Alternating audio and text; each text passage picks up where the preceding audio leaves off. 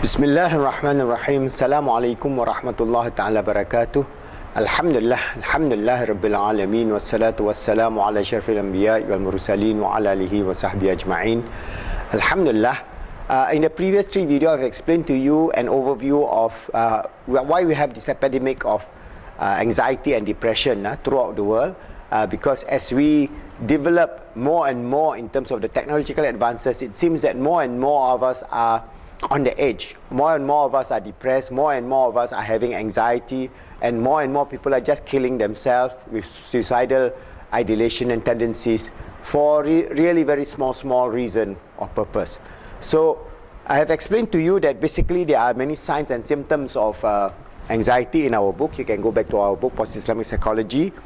Your feeling of restlessness, tired, inability to control your feelings, having anxiety, difficulties in concentrating, inability to focus on anything, or your work, or your life, or your family, short temper, frustration, irritability, martial tension, disturbed sleep pattern, and so on. So you must have this symptom for a prolonged period of time. That's why you have to do the diagnostic. And I've explained to you the anxiety diagnostic. You go back to our previous video, I've explained to you the various diagnostics that we have given to you. I have also explained to you the whole range of anxiety disorder.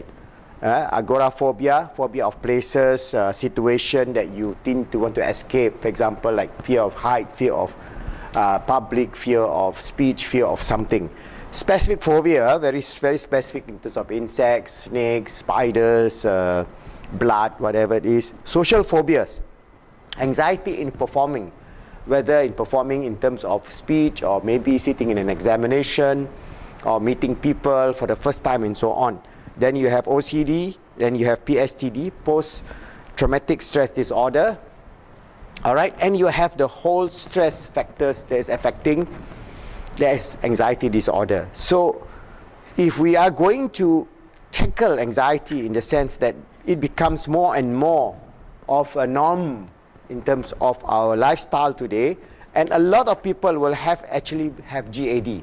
Alright, GAD, that is generalized anxiety disorder, which is not very severe, but generally they feel sad. Persistent worry, typically moderate in intensity, which may ebb and flow, but tend to occur more days than not. Patients describe themselves as being tense, nervous, and constantly on the edge. They often fear that something bad is about to happen, even though there is no reason to think about it. There may be no obvious reason for worrying, but they may also result in worrying more about health, about money, about family. And GAD can be exhibited by additional stress event, real or image. For example, like going through divorce, going through failures in examination, or facing major disaster, and so on. And then we have this whole range of panic disorder, where people just panic out of unexplained reason, so-called unexplained reason. And there are many causes of anxiety, panic disorder type of anxiety. I'm going to give you some idea of how this whole cycle in terms of panic, anxiety. That means you have, first, these are the various physical symptoms that you can see. For example, you have an anxiety that increases. You have shortness of breath, so you tend to ventilate. So you have the shortness of breath. Then you have this panic. Anxiety, you tend to think that you are going to die, or you are short of breath, and you think that suddenly you're going to faint. And sometimes literally people faint. Then further shortness of breath, then your muscle you become tense. Your muscle is tense and it gets tired. Your shortness of breath increase, and then your anxiety increase. So this whole cycle of panic attack goes through a cycle that will then go through an increase within 10 minutes, and then over time it will decrease over maybe 1 or 2 hours. But during that 10, 20 minutes, 30 minutes time, when you have this increased anxiety and increased panic attack, you think that that's the end of the world. And there seems to be no reason and no purpose why this is happening to you. But there are reasons, there are purposes that, for example, if you go back into the various issues that you have to face. Alright, I have listed a few here.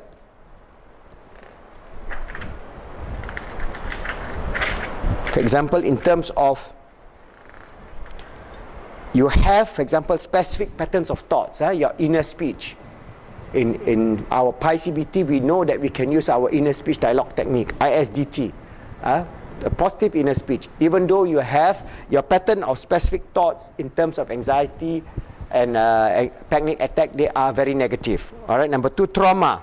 You have a trauma in your lifetime, whether it's as a child or maybe an accident. Exposure to shocking events or abuse. For example, you're abused as a child, or you're exposed to some very severe social or psychological event in life. Then you have overprotective parents who protect you. You also have unsupportive families. You also may have tendencies, genetic tendencies. These are some of the reasons that you have anxiety and panic attack. So this is where we have to find a way of intervention. So I'm giving you a simple approach to give you this idea that this cycle can be reduced or cut. So I'm going to give you a 5-minute healing.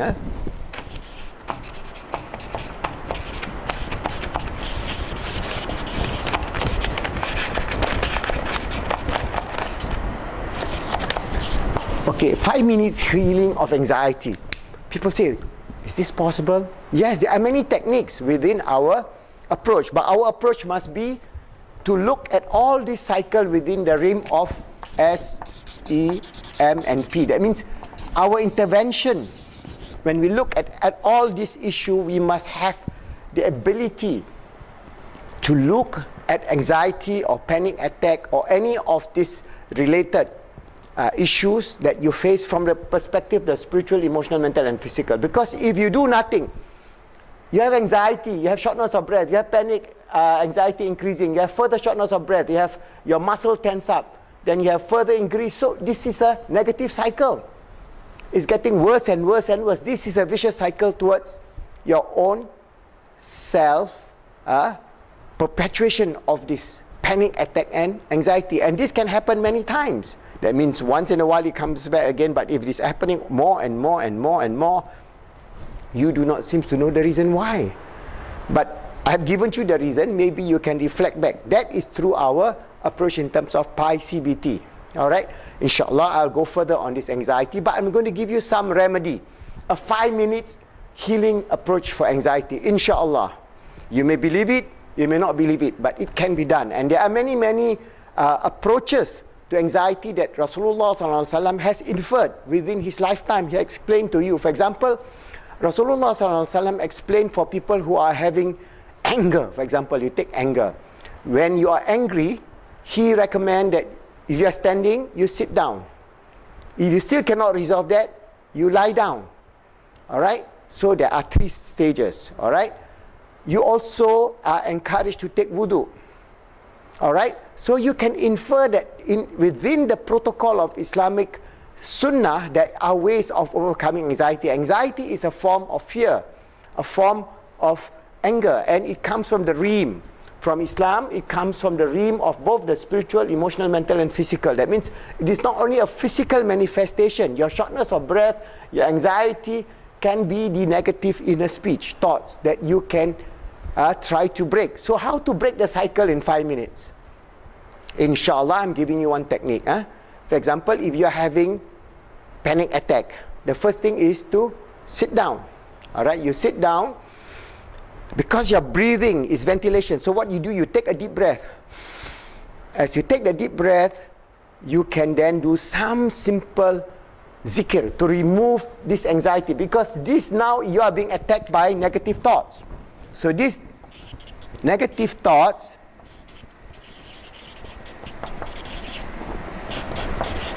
FET, the negative feelings, emotions and thoughts is affecting you. So what you do is you want to kill this cycle. You want to reduce this cycle. You want to remove this cycle. So what you do, you breathe in, and then there are many ways to do it. One is to say, as you breathe in, you hold, you say, La ilaha illallah, quietly. La ilaha illallah. La ilaha illallah. So when you do that, your shortness of breath will then be this fast-paced breath will then be reduced. That means now you are forcing your breathing pattern instead of fast-paced to slow down. And to slow down, you use what? La ilaha illallah, because we are told to remember Allah in all the time. Or you can use, for example, as you breathe in, as you hold and breathe out, you say Astaghfirullahal Azim. Breathe in, Astaghfirullahal Azim. But you know your breath is you know you are in this, so you are forcing an issue in which you are not fighting directly, but you are going back to the spiritual realm of Islam. This realm of the spiritual to intervene your physical, because your spiritual will have the capacity to overcome your emotional, mental and physical realm. This is the beauty about Islam. So once you have that, you can overcome these negative feelings, emotion and thoughts, because now you are not thinking nothing. You are not thinking of your fear. You are not thinking about your panic attack. You are not thinking about that attack that is coming in. You are turning away from that attack to Allah subhanahu wa ta'ala. So it's a very simple method. Alright? So you can, what do? As you stand up, you sit down. You sit down. If you sit down, that's good enough. And at a later stage, when you already come, you can take the wudu. And as you take the wudu, make this zikr as part of you, and then you use your ISDT. Alright? At this point, once you have tackled at the first level, the second level, then you increase with ISDT, inner speech dialogue technique, which is in our book, where you reflect upon yourself internally by saying, Inshallah, I'm okay. Why should I panic? Why should I worry?